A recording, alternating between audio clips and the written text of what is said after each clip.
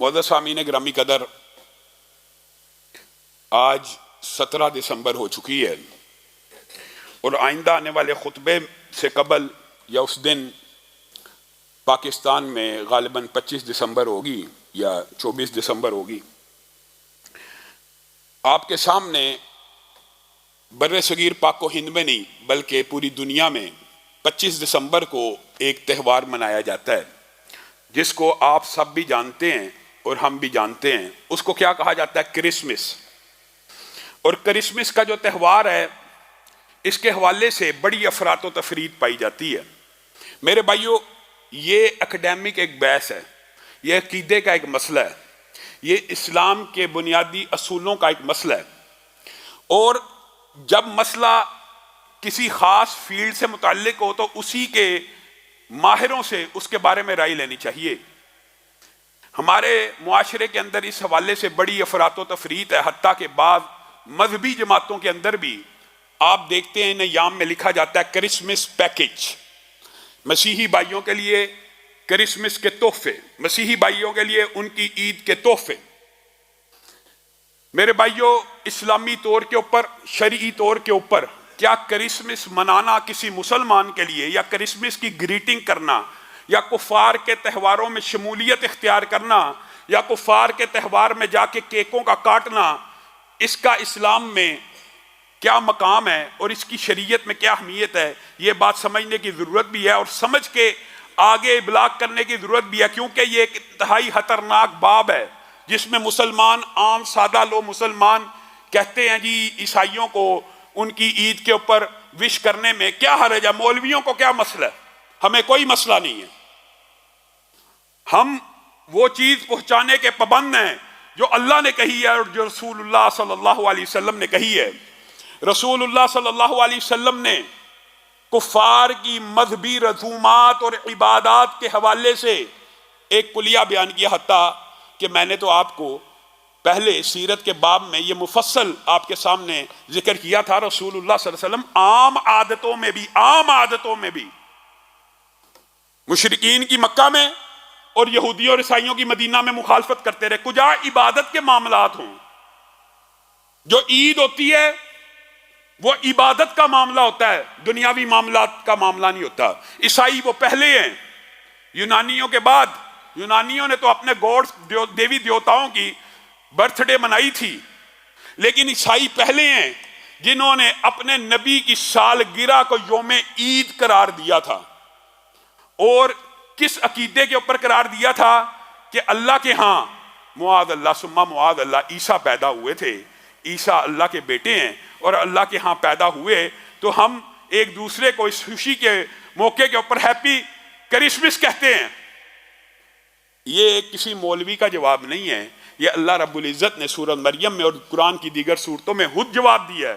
وَقَالُوا اتَّخَذَ الرَّحْمَنُ وَلَدًا لَقَدْ جِئْتُمْ شَيْئًا إِدًّا تَكَادُ السَّمَاوَاتُ يَتَفَطَّرْنَ مِنْهُ وَتَنشَقُّ الْأَرْضُ وَتَخِرُّ الْجِبَالُ هَدًّا أَن دَعُوا لِلرَّحْمَنِ وَلَدًا إِن كُلُّ مَنْ فِي السَّمَاوَاتِ وَالْأَرْضِ إِلَّا آتِي الرَّحْمَنِ عَبْدًا۔ اور یہ کہتے ہیں کہ رحمان نے بیٹا پکڑا، لَقَدْ جِئْتُمْ شَيْئًا إِدًّا، یہ تم نے کائنات کی سب سے جھوٹی بات کہی۔ تَكَادُ السَّمَاوَاتُ يَتَفَطَّرْنَ مِنْهُ، قریب ہے کہ آسمان پھٹ جائے، یہ اتنی کڑوی بات ہے، زمین پھٹ جائے، آسمان ٹوٹ جائے، پہاڑ ریزہ ریزہ ہو جائیں۔ ان دعوا للرحمن ولدا، تم نے یہ کہہ دیا کہ رحمان نے بیٹا پکڑا، اور رحمان کو یہ زیب نہیں دیتا وہ کسی کو اپنا بیٹا بنائے۔ زمین و آسمان میں جتنی بھی مخلوقات ہیں الا آتی الرحمن عبدا، وہ اللہ کے سامنے عبد بن کے آتی ہیں، بندہ بن کے آتی ہیں۔ یہ تم نے کتنی کڑوی بات کی۔ اللہ تو اس کو کڑوی بات کہہ رہا ہے، اللہ تو کہہ رہا ہے کہ زمین و آسمان اس بات کے جواب میں ریزہ ریزہ ہو جائیں، پہاڑ ریزہ ریزہ ہو جائیں، لیکن آج کا مسلمان منہ اٹھا کے اپنے عیسائی ساتھی کو اور اقلیتی ساتھی کو جا کے کہتا ہے ہیپی کرسمس، میں تجھے مبارک دیتا ہوں کہ اللہ کے ہاں عیسیٰ پیدا ہوا۔ یہ مسلمانیت ہے؟ بقائے باہمی عیسائیوں کے ساتھ پورے سال اچھا سلوک ہوگا، عیسائیوں کی آپ شادی بیاہ میں ان کی مدد کریں، ہونا چاہیے، اقلیتوں کے ساتھ معاملات۔ عیسائی ہمارے گھروں میں کام کرتے ہیں، آتے جاتے ہیں، ہمارے معاشرے میں بقائے باہمی کا کلچر ہے، پورا سال عیسائیوں کے ساتھ تعاون ہوگا، لیکن ان کے عبادت کے جو تہوار ہیں اس میں ان کے ساتھ تعاون بھی نہیں ہوگا، تعامل بھی نہیں ہوگا، بلکہ ان معاملات میں ان سے بے روحی کی جائے گی اور بے روحی برتی جائے گی، ان ایام میں ان کو مبارک نہیں دی جائے گی۔ امام ابن تیمیہ اور ابن قیم اور ائمہ نے اس بارے میں بڑی مفصل بحث کی ہے۔ آپ نے آج تک کوئی عیسائی دیکھا ہے جو مسلمانوں کی بقرعید کے موقع کے اوپر آ کے آپ کے طرف سے مسلمانوں کا دل رکھنے کے لیے ہی ایک بکرا خریدے اور اس کی گردن پہ چھری چلا دے؟ آپ نے کبھی نہیں دیکھا ہوگا، لیکن آپ نے ایسے مسلمان ضرور دیکھے ہوں گے جو عیسائیوں کے اس تہوار پہ اپنی جیب سے کیک خریدیں گے اور اس کیک کے اوپر چھری چلا دیں گے۔ بڑے بڑے ائمہ نے یہ کہا یہ کیک کی بات ہے، اگر ان کے عبادت کے، یہ عبادت کے تہوار ہیں، یہ ان کے عبادت کے تہوار ہیں، ان کی شریعت کے تہوار ہیں، ان کے مذہب کے تہوار ہیں۔ من تشبہ بقوم، جو بندہ تشبہ کرتا ہے کسی قوم کے ساتھ فہو منہ یا فہو منہم، تو وہ انہی میں سے ہے۔ اب مجھے ایک بات بتائیے، یہ تشبہ کیا صرف لباس میں ہے؟ لباس میں بھی نہیں ہونا چاہیے ایسا لباس جو کسی کافر کا مذہبی عقیدے کا حصہ بن جائے، اس لباس کی بھی مشابہت نہیں ہونی چاہیے۔ کجا یہ کہ آپ ان کے تہواروں کی مشابہت کرتے پھریں اور ان کے تہواروں کے اوپر جا کے کرسمس کے کیک کاٹیں، اور بڑے بڑے حاجی اور بڑے بڑے علماء بھی کرسمس پیکج دے رہے ہیں اور عیسائیوں کے ساتھ شریک ہو کر ان کیک کے اوپر چھری کو چلا رہے ہیں۔ حضرت عمر نے کہا کافروں کی اعیاد کے موقع کے اوپر، عیدوں کے موقع کے اوپر ان کی عبادت خانوں کا رخ بھی نہ کرو، کیونکہ اللہ کا غیظ و غضب ان کے اوپر نازل ہو رہا تھا، کیونکہ یہ تہوار انہوں نے خود گڑے ہیں، یہ خوشی کے تہوار نہیں ہیں، یہ اللہ کو ناراض کرنے کے تہوار ہیں۔ آپ وہاں جا کے کیک کاٹتے ہیں، محدثین نے، ائمہ نے لکھ دیا وہاں پہ جا کے کیک کاٹنا تو آپ نے تو اپنی جیب سے کاٹا، اگر وہ آپ کو کوئی تربوز بھی دے دیں تو آپ اگر وہ تربوز بھی کاٹ دیں تو یہ تربوز کاٹنا خنزیر کو ذبح کرنے سے زیادہ سنگین ہے۔ لیکن میں اور آپ اسلام کے ان بنیادی عقائد سے مسیحیوں کے ساتھ تعاون کریں، پورا سال ہے، تعاون پورا سال ہے۔ عیدوں کے اوپر وش کرنا، اس سے اجتناب کرنا مسلمانوں کی ضرورت ہے۔ لیکن میرے بھائیوں، میں اگر سوختہ ساما ہوں تو یہ رود سیاہ خود دکھایا ہے میرے گھر کے چراغاں نے مجھے۔ اللہ تعالیٰ نے قل هو اللہ احد اللہ الصمد لم یلد ولم یولد کے بارے میں تو کہہ دیا کہ میرا کوئی بیٹا نہیں، اور نہ اللہ کو ضرورت ہے کہ کوئی بیٹا بنائے۔ اللہ کے سامنے ہر کوئی بندہ آپ کے سامنے آیتیں رکھی ہیں، لیکن ہم میں سے بعض مسلمان کم علمی کی بنیاد کے اوپر، محبت کی بنیاد کے اوپر، بیٹا تو دور کی بات ہے، اپنے نبی کو اللہ ہی کا جز بنا دیتے ہیں، معاذ اللہ۔ یہ بھی دکھ کی بات ہے کہ نہیں؟ نور من نور اللہ، نور بشر کی بحث میں آگے بڑھتے بڑھتے اس مقام پہ پہنچے کہ نور تو بشر سے افضل نہیں ہے، تو یہ عقیدہ بنا لیا ہاں ایک نور بشر سے افضل ہے۔ نور بشر سے افضل نہیں ہے، کیونکہ ساری نورانی مخلوقات کو آدم کے سامنے جھکنے کا حکم ہوا تھا۔ آدم اشرف المخلوقات ہے، لقد خلقنا الانسان فی احسن تقویم، سب جانتے ہیں اشرف المخلوقات انسان ہے۔ نور آدم سے افضل نہیں ہے، ایک نور افضل تھا، انہوں نے کہا اب کوئی بات نہیں بنتی تو نور من نور اللہ کہہ دیتے ہیں، نبی کریم صلی اللہ علیہ وسلم کو اللہ ہی کا نور بنا دیتے ہیں۔ عیسائیوں نے تو ابن اللہ کہا اور اللہ تعالیٰ نے ان کے اوپر لعنتیں بھیجی اور کہا آسمان پھٹ جائے، زمین پھٹ جائے، پہاڑ ریزہ ریزہ ہو جائیں۔ اتنی گندی بات، اتنی بری بات، رب کو گالیاں دیتے ہو۔ اگر رب کا بیٹا کہنا رب کو گالی ہے تو رب ہی کا حصہ بنا دینا کیسا ہے؟ نور من نور اللہ، اللہ ہی کے نور کا حصہ ہیں۔ وَجَعَلُوا لَهُ مِنْ عِبَادِهِ جُزْءًا، اور تم نے اللہ کے بعض بندوں کو اللہ ہی کا جز بنا دیا۔ اور اس بات کو بھی اللہ رب العزت نے کلام حمید میں نبی کریم صلی اللہ علیہ وسلم کے ذریعے سے سالو کروایا۔